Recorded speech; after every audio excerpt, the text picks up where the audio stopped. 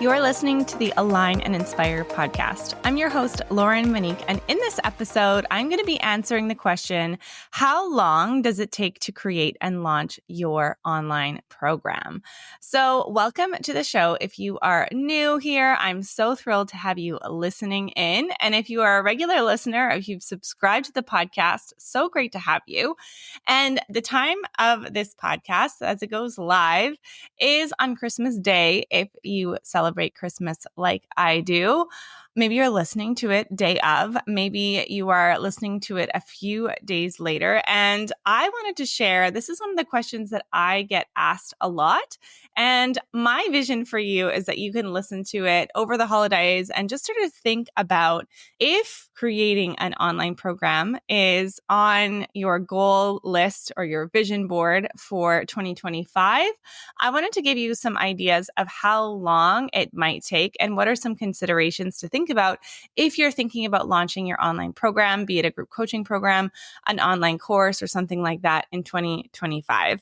And if you're like me on Christmas Day, what I really like to do is usually our kind of tradition is I have little kids, they're 4 and 7. They get up, we do all our Christmas opening, all that kind of stuff. We have crepes in the morning that my husband makes. My mom comes over. My brother usually does too if he's in town with his partner, and we do all the opening and all the exciting stuff. And then we have some like nice, quiet downtime before we do the big family dinners. And I don't know about you, but I love to listen to podcasts and just be like quiet on my own for a little bit before the family stuff begins. So maybe you're in that season of life, or maybe your kids are a little bit older if you have kids and you're going to see them later. Maybe they're in their 20s and you can listen to this on your way to family dinners or as you're getting things prepped if you celebrate Christmas. And maybe you're just enjoying the holidays. Maybe you celebrate something else with your family. But I wanted to give you a short little episodes to start helping you think about what 2025 might look like and help you start dreaming if you are thinking about creating that program in 2025. So let's think about some of the challenges that you might be thinking about when you think about this question, because I always like to think about what is the question underneath the question, right? So how long does it take to create and launch your course? It depends, of course, but I'm going to give you some considerations to think about as to how long so you can have an idea of what it might look like for you. The things that I found challenging is it can feel daunting to create all the actual content. Do you need to create it all first? Do you do it as you go? And if you do it as you go, how do you manage that? How do you balance it all? Another thing you might be thinking about is like, it just feels daunting to create it all because I'm not going to lie. If you're doing like a full-blown webinar, for example, you don't have to do a webinar. I teach a few different things in the program that I run. But if you were to do a webinar and you're creating the program, then you've got to like create your whole launch and you're creating your program. Like it is a lot to start and it can feel really daunting, but it doesn't have to be that complex. You can simplify it and add as you go along. Because for me, the biggest thing is actually getting it out there, trying it, starting to create something, and you can always improve it over time rather than just getting stuck in, oh my gosh, this is just so much and not actually getting it off the ground. So I wanted to share some key considerations for you to think about if you're thinking about launching your program in 2025.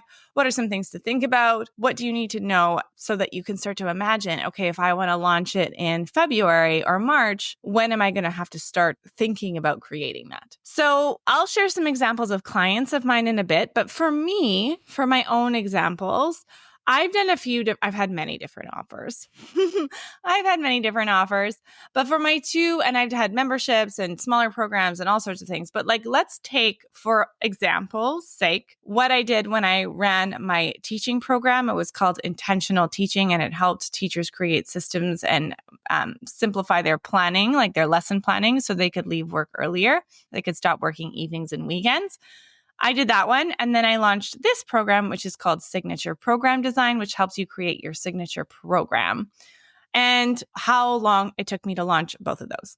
So the first one for teachers, it took me 6 weeks from the time I decided to do it to the time I wanted to have 7 people in my beta. I had 7 people join, and then I actually had someone on the wait list. So I had 7 people in my first beta round, which we'll get into in a moment. And that took me 6 weeks to get up off the ground and running. And then for signature program design, I took a little bit longer. I think that one was probably more like 2 months from the time that I had the idea of what I wanted to do and refining it and like setting it up and thinking about it. Also creating a webinar, which we'll get into.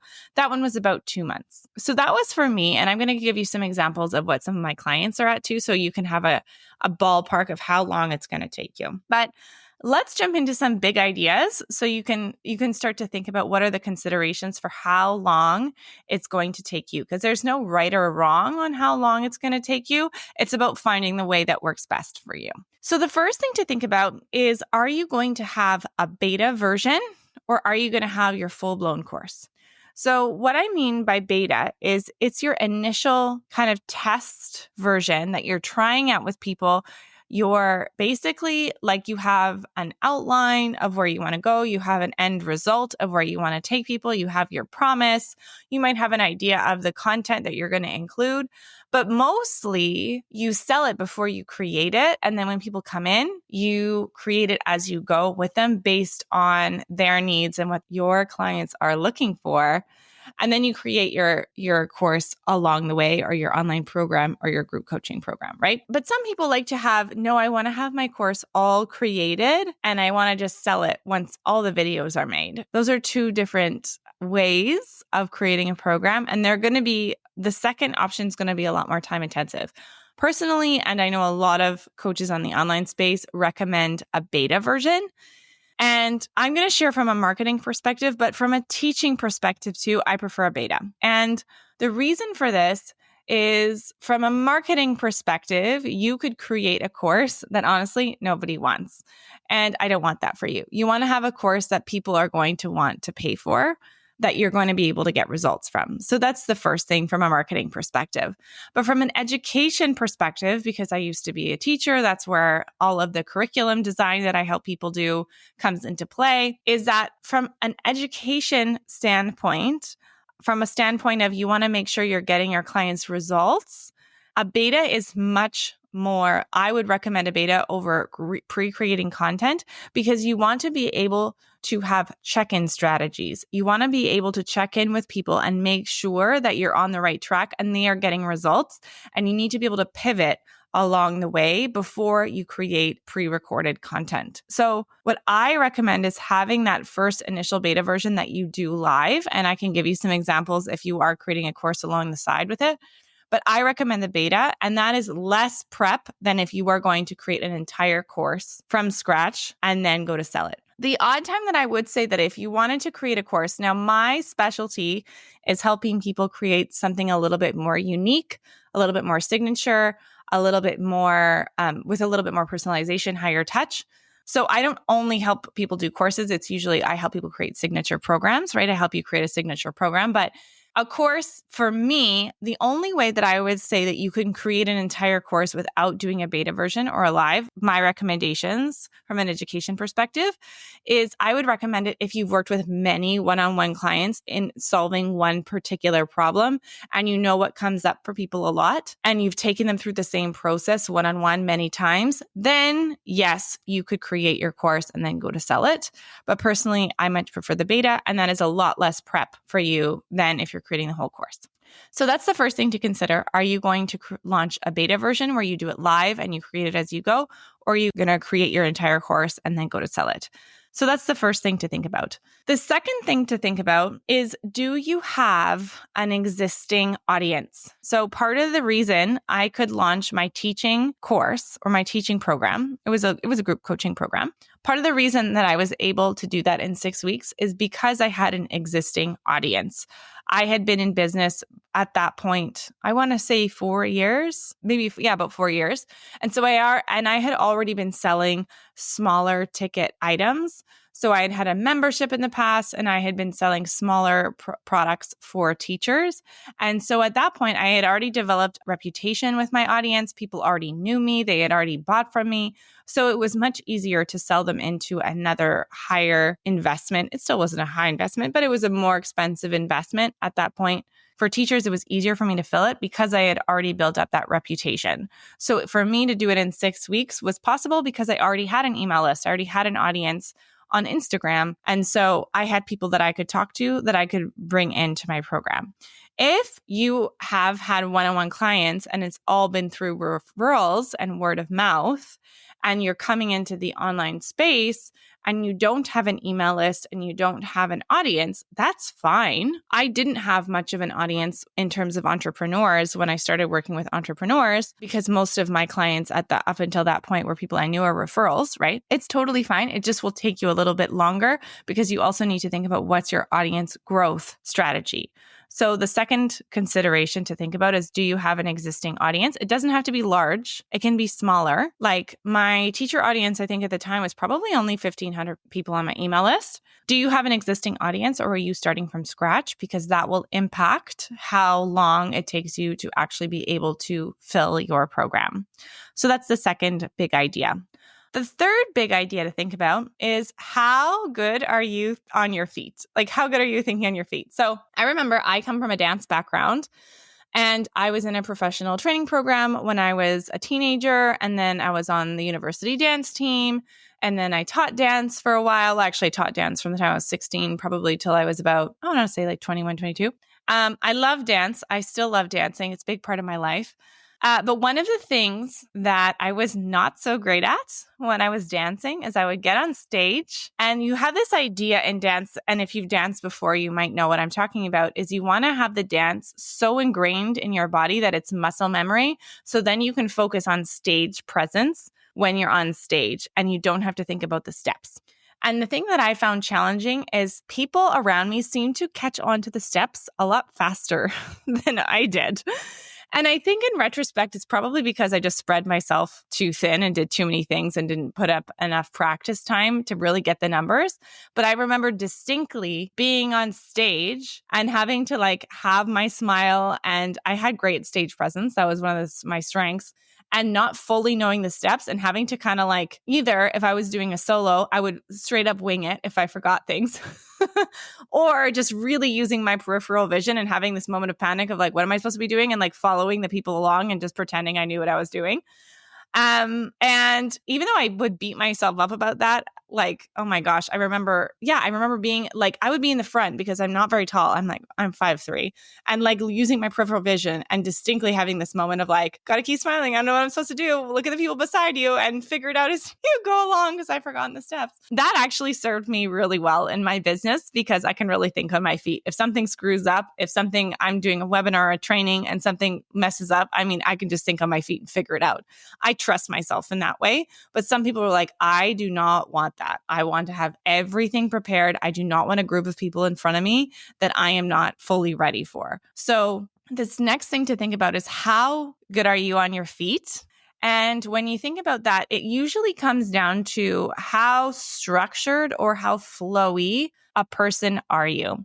And usually in the online space, people say, launch it and then create it as you go, figure it out as you go, like create the plane as you fly it, build the plane as you fly it, which is fine if you're the kind of person that's more go with the flow and you can think on your feet. If that stresses you out, you don't have to do it that way. You really don't. You can put more preparation into it. You don't have to do it that way. It's to really honor yourself and know, am I more structured and I want to have more things ready to go before I have clients in front of me? That's fine. I can help you with that. Or are you more go with the flow and you can think on your feet? So for me personally, I like to have my structure ahead of time. I like to know where I'm going. I begin with the end in mind. I do have structure, but I have more structured flow, we'll say. So once I have the structure, I can move within it. So for you, are you more structured or are you more flowy? Because if you are a more structured person, that may take you a little bit longer to get everything ready to go because you want to have more prepared. Okay, so that was big idea number 3. How good are you on thinking on your feet? The next thing to think about is launching versus sales calls. Launching versus sales calls. So how do you want to launch your program? How do you want to sell it? Basically, what's the sales mechanism you're going to use? So part of the reason I was able to launch intentional teaching in 6 weeks is because I used a strategy that I teach in Signature Program Design that helps you get in front of the right people, chat with them on DMs, and then invite them to a sales call, see if they're the right fit, and you can sell them through a sales call. And so once you hit your quota, you're good. You don't have to have a specific amount of time, like planning out the launch. When's my pre-launch phase? When's my webinar? When's my open cart? When's the cart closing? All of those details. You can do that. It's just more to prepare. So personally, I recommend to my clients to try it the other way first, to just start with selling in a sales call. It's easier. There's less prep work. You can really get to know your people. And then you can go to a bigger launch style. But if you want to do a bigger launch style, you can. Like I did that for Signature Program Design. I wanted to have a workshop, a webinar, masterclass that I really, really liked, and I wanted to perfect it because I knew that's what I wanted to do, because this is not my first time running. I've done multiple launches for lots of different things by this point. I knew that's how I wanted to sell it. So I was happy to put in the extra work because I knew I was going to rinse and repeat it over time, right? So you need to think about, how do you want to sell it, because that will make an impact on how long it's going to take you to fill it. So for example, I've had clients who have the existing audience who wanted to do more of a discovery call, sales call strategy. I had one client in Signature Program Design, and she had it, I think she started doing her first program. And I think she had her clients, I want to say around 4 weeks in. I had another one who had been doing one-on-ones. And she basically worked with all her one-on-ones and then made an offer to them to do it in a group. And she got her group together that way through those discovery calls. And she did it, I think, in about 2 months. And then I have another client who's not going to follow the exact launch strategy, but a little bit that idea of having the workshop and then having sales calls afterwards. And she has started launching her program, and it's taken her about 3 months. So that kind of gives you an idea. So how are you going to sell it? That's going to make an impact on how long it's going to take you to create it. So if you're doing discovery calls, there's less to prep there. I know that can seem a little bit daunting if you've never done discovery calls, but it can be a lot easier to start with if you've got that existing audience to launch. So that's when I did it in 6 weeks, and a lot of my clients did it faster. But if you want to organize the workshop and all of those details, you can do that too, but it'll take you a little bit longer. I have another client who's doing that currently, and she's working on it, and she's about 3 months in, and she'll start in January. So that kind of gives you an idea. So let's take a look at some considerations to think about how long it's going to take you to create and launch your online program. So the first thing to think about is, are you doing a beta or are you doing a full-blown online course? I always recommend the beta, and that you can get done faster. If you're doing an online course, and creating all the content ahead of time, you also even want to think about too, how do you want to have slides for it? Do you want to have professional video editing? Are you just going to do it on Zoom? All of those kinds of things make an impact. But if you're doing a full-blown course before you go out to sell it, again, not what I recommend, but some people do want to do that, especially if you've had one-on-ones. That's going to take you a lot longer. The second thing to think about is, do you have an existing audience? If you have an existing audience, that is going to make your course creation and launching process faster, because you don't need to make a plan to actually find the right people. You already have them in front of you. The next thing to think about is, how good are you on your feet? So are you more a go with the flow person that can just think on your feet and you're comfortable with that? Or are you a more structured person and you want to have a little bit more time to prep, which is totally fine. If you are a more structured person, you might want to have a little bit more lead time, preparation time before you go to launch it. And the last big idea that we looked at is, how are you going to sell it? Are you going to launch it and have a full-blown webinar or a challenge or all of those kinds of details? It's a lot more planning that gets involved in that. Or are you going to do discovery calls? I talk about both in my program, but I would say discovery calls are a lot faster because there's just less prep for you to do. So that can get you going on your program, launching your program faster. The last thing that I wanted to share, so this is less of a consideration, but also it's just more of a tip. So one of the questions I get is, okay, how long is it going to take me? And how do I do it if I am creating my course as I go along? So the elements that I recommend if you're going to do a signature program personally is I like to have like implementation strategies. So strategies where you're helping people actually implement. So that's the higher touch piece. So it might be group coaching calls. It might be one-on-one calls. It might be like live events, workshops, things like that. But I also recommend, if you're just doing a straight up group coaching program, I recommend having a course curriculum or methodology that people can go in alongside, because then people have this base you have your scope, you have the methodology that people can follow. People don't have to. The big reason that I like it is that if someone is in your course and they can't come to a call, or they want to refer back to something that you said in a previous call, yes, they can watch replays, especially if you timestamp them and things like that. But personally, as a user, and I don't know about you, but as someone who takes a lot of courses, I love courses and programs. I personally don't like to try and look back in a recording to try and find the bit of information that I'm looking for when I'm going to apply something from the program. I much prefer to watch a short video that I can rewatch and get that little bit of information. So that is why I recommend having core content or core curriculum methodology, pre-recorded content, because then people can easily refer back to it. And it's something that you develop this methodology that people can refer to. So you're not teaching in your group coaching calls, you're implementing, you're helping people move through the material. All the teaching is already done. The reason I even like it, and then I'm going to explain how you can actually create it as you go, is this concept in education that we call the flipped classroom. And the flipped classroom is this idea of, usually in a traditional school setting, you learn at school and then you do your homework at home, right? But then for all the students who don't understand, who have questions, who are struggling with something, they don't have any support, right? So the idea of a flipped classroom is that you do your work in school and the lessons are at home that are pre-recorded by the teacher. And it's a really effective way to learn, right? Because then students can workshop, like I'm thinking especially in high school, because that's more of what I taught. I taught elementary and high school, but you can do this in elementary, like grade 5, 6, but say high school students, say you're grade 11 or 12. If you watch the recordings at home and then you come into school and you can start workshopping it with other classmates, other students, you can ask the teacher questions, you can work on it, you're not going to get as stuck, right? And that's the same idea that I personally like in an expert kind of business, in a group coaching program, in a signature program, where there is core curriculum that people can follow on their own. They're not just sitting while you teach it in a group coaching course.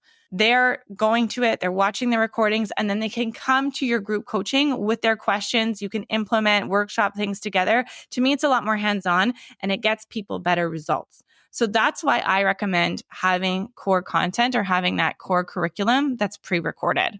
So the challenge with this, of course, is how are you going to create it along with all the other things you have to do in your business when you're starting out your beta program. So what I recommend and what worked really well for me is you can, if you want to do the first round without any core curriculum and then start creating it from there, you can do that. I did that with intentional teaching and I created it over time. Or what I did with signature program design, which I really found helpful, is I would create my slides every week for the content that we were going to go over. And in that first beta version, I did do a lot of teaching in the course. Then after I did it live with my clients, kind of got a sense of, did they understand that problem, that part? Did they have questions on this? Where did they get stuck? Did I have any other ideas of things I missed, or do I want to change things? I changed it right away. So I batched it. I changed it right away as soon as we finished that group coaching call that week. And then I created the lessons right away that day. So I saved Tuesdays and I didn't do anything else. It was all client fulfillment. I had my group call and then I created the course content after that. And so it was usually like 2 or 3 lessons that I created from that workshop or that session that we did that day. So you can do that too, is when you go to create your beta, you can create your slides, do it live with your students, and then you create it afterwards. You create your lessons, create them, you upload them, or you have a VA I literally uploaded them myself, not recommended, but I uploaded them myself, had it all set up, and it was done by the end of Tuesday or halfway through Wednesday. And then that's how I created my course over time, was every week I added a little bit. And the reason this really worked is because it was fresh in my mind from when I just did it with my students.